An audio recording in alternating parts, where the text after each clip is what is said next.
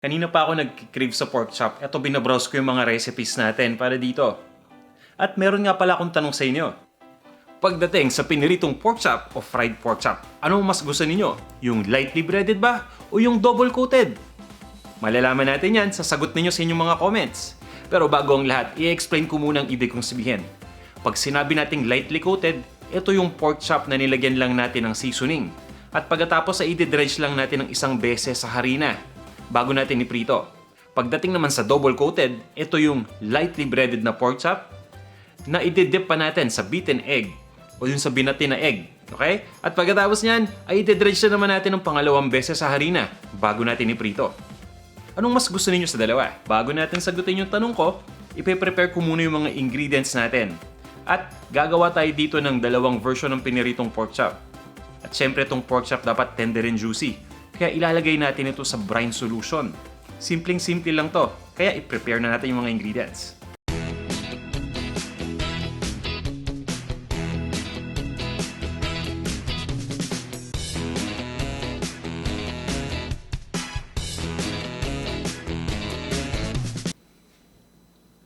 Niready ko na kagabi yung pork chop. Nilagay ko lang dito sa refrigerator. Kumbaga, defrosted na to o na-thaw na to. Kaya ready na. Ngayon, i-prepare na natin yung ibang mga ingredients.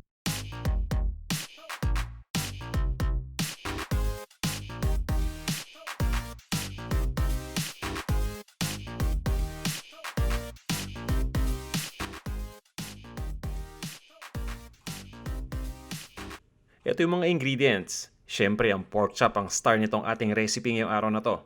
Ito naman yung asin, pati yung ating ground black pepper, galing ito sa buong paminta na dinikdik lang natin. Ito naman yung dahon ng laurel.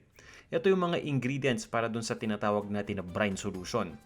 Bukod dito sa tatlong ingredients na to, pero dun sa pork chop para sa brine solution, kailangan din natin gumamit ng tubig. Yun lang, malamig na tubig. Kailangan din natin gumamit dito ng itlog para ito dun sa ating double coated na pork chop. Ng mantika, ng garlic powder, pati na rin ng harina o ng all-purpose flour. Pakicheck yung description nitong video na to para makita ninyo yung kompletong listahan ng mga ingredients. Ngayon, umpisa na nating i-brine itong ating pork chops. Simpleng-simple lang ito. Naglagay lang ako ng malamig na tubig dito sa ating rectangular na lalagyan. At pagkatapos ay ilalagay na din natin dito yung ibang mga ingredients pa na pinakita ko sa inyo kanina. Yung mga brining ingredients natin. Ilalagay na natin dito yung asin. At isunod na natin dito yung paminta. At ngayon, ilagay na natin dito yung pinatuyong dahon ng laurel. Ganyan lang kasimple yan. Pagkatapos, hahaluin lang nating mabuti ito hanggang sa matunaw na yung asin dito sa liquid. Pwede rin natin itong pakuluan, pero dapat palamigin muna natin bago natin ilagay dito yung pork. Ngayon, ilalagay na natin yung pork dito sa ating mixture. Ang maganda dito, dapat nakalubog yung pork. Kaya ang gagawin natin ay pipilitin natin na isiksik yung pork dito sa ating rectangular na lalagyan in a way na talagang nakukoat siya ng brining solution natin. Pagka-arrange natin ng pork dito ay tatakpan lang natin itong lalagyan. At papabayaan lang natin yung pork chops dito ng overnight. Nakakatulong ng malaki yan para maging tender and juicy ito. Mas maganda nga kapag mga 2 araw yung brining Pero kung nagmamadali kayo, overnight lang, okay na yan.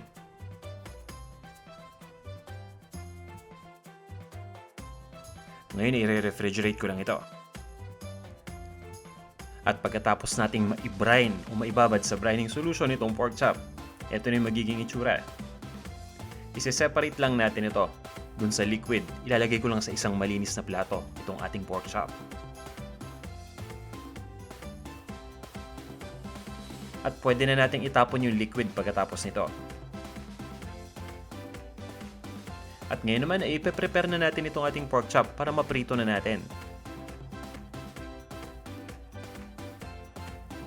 Kukuha lang ako ng isang peraso at kukuha din ako ng paper towel. Tutuyuin lang natin ito. Kadalasan tinutuyo ko muna yung pork chop bago pa ako magdagdag ng additional na rub dito. Kukuha lang muna tayo ng 2 piraso. Ito muna yung sasampulan natin. Yung isang piraso para dun sa lightly breaded pork chop, yung isa naman para dun sa double coated. Ayan. So, tinuyo lang natin itong 2 pirasong pork chop. Ngayon naman ay maglalagay lang tayo dito ng garlic powder. Nakakatulong ito para magbigay ng lasa. Kung ayaw ninyong gumamit ng garlic powder, pero gusto ninyong maglasang bawang yung pork chop ninyo, pwede kayong magdagdag ng fresh garlic dun sa brining solution natin. Dun pa lang sa unang step. Sisiguraduhin lang natin na nilagyan na natin ng garlic powder, yung both sides o yung dalawang sides nitong pork chop. Pagkatapos ay irarab lang natin ito. Ngayon naman ay i-prepare na natin yung harina. Mas maganda kapag ilalagay natin ito sa isang malapad na plato. Dahil ang gagawin natin sa susunod ay i-dredge natin yung pork chop dito.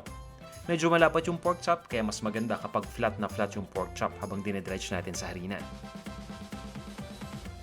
Ready na tong harina. Ngayon naman mag-iinit lang tayo ng mantika.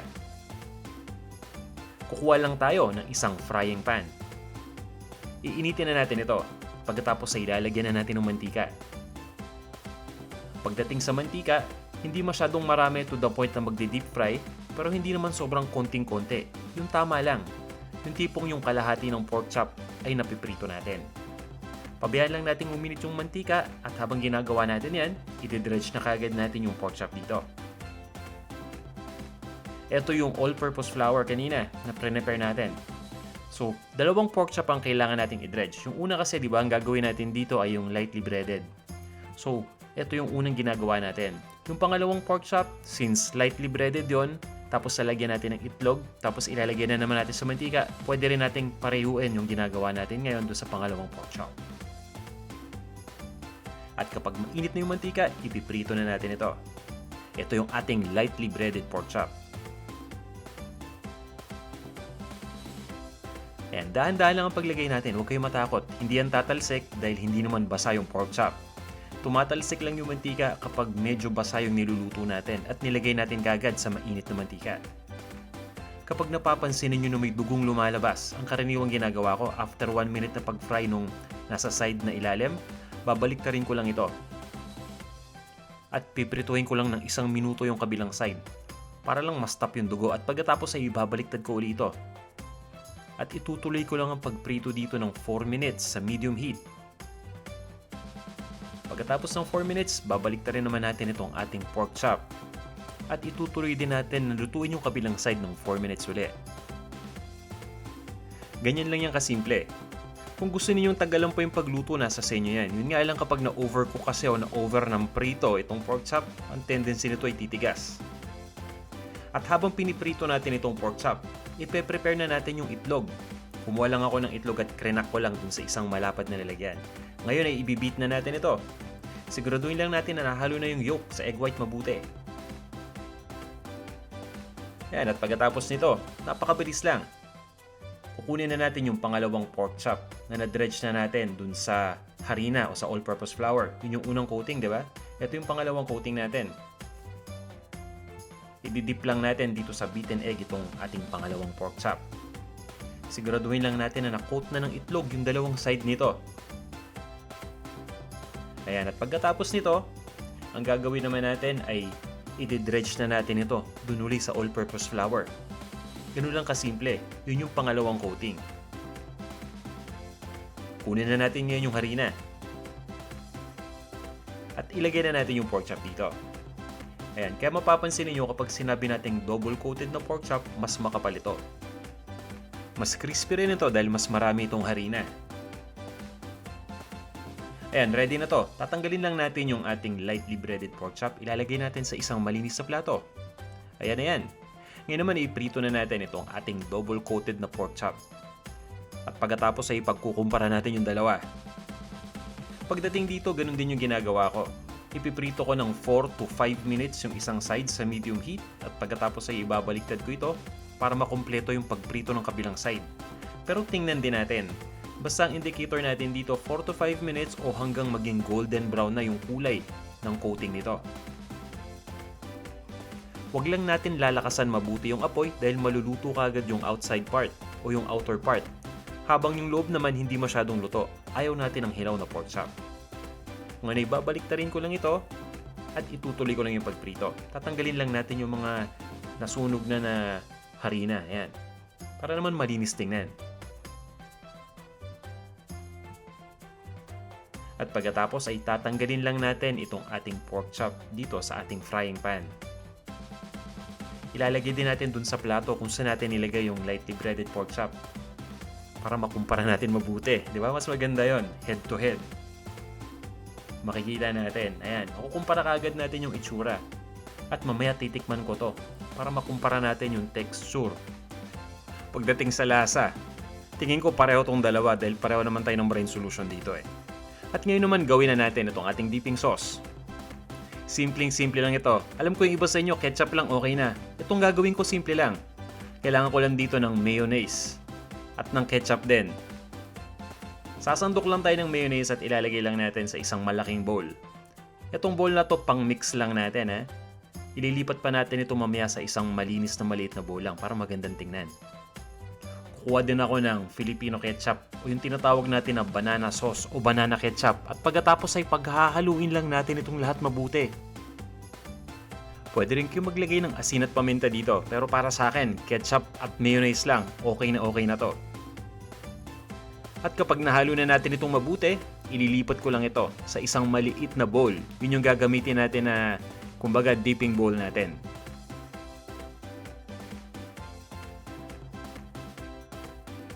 Yan, ililipat lang natin o isasalin lang natin yung ating nabuo na sauce dito. At ayusin lang natin yung itsura. Ayan. At isama na natin ito dun sa plato kung nasa nandun yung dalawang pork chops na naprito na natin.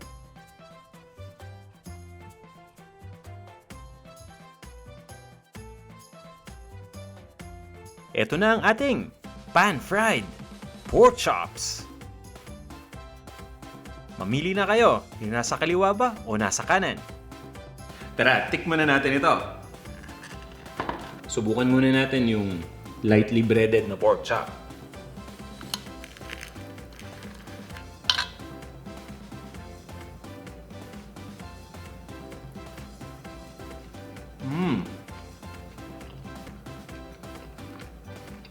Ang sarap. Juicy yung pork. Hindi ako nahirapang nguyain at tamang-tama lang yung lasa ng pork chop. Yung loob mismo ng meat talagang may lasa dahil nga ito dun sa brine solution natin. At nalasahan ko rin yung garlic powder na nilagay lang natin kanina. Ngayon naman tikman na natin itong double coated.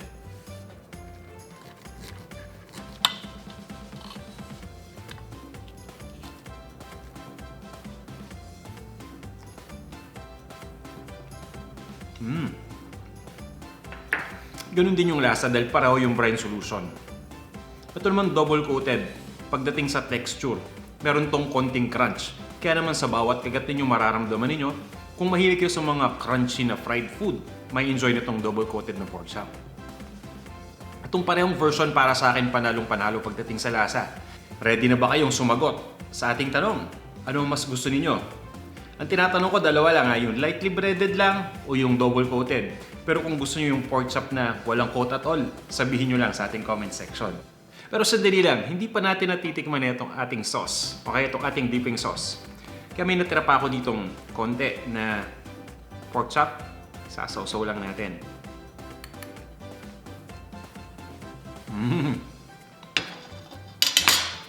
Yun yung sinasabi ko. Rich, creamy, malasang malasa. Simple lang, mayonnaise lang at ketchup. O diba? Nakalimutan ko tuloy yung sasabihin ko sa susunod sa sobrang sarap ng pork chop na may dipping sauce. Pero yun nga, naalala ko na. Kung meron kayong mga suggestion o meron kayong mga gustong i-share kung paano ninyo piniprepare ang pork chop, please by all means, pakishare sa ating comment section. Malaki may tutulong yan sa ating mga viewers dito. Maraming salamat sa pagnood ng video na to at sa pag-share ng inyong sagot sa ating comment section. Sana ay may natutunan kayong bago ngayong araw na to sa pag-prepare ng pork chop. Regardless kung ano yung preferred method niyo ng pagprito dito. Huwag nyo sanang kalimutang i-like itong ating video ngayong araw na to ha. At kung bago pa lang kayo dito sa Panlasang Pinoy, huwag nyo kalimutang mag-subscribe. I-click nyo lang yung subscribe button. Nandyan lang sa baba ng video ninyo ngayon. At i-allow ninyo yung notification. Magkita-kita ulit tayo sa ating susunod na video. Hanggang sa muli!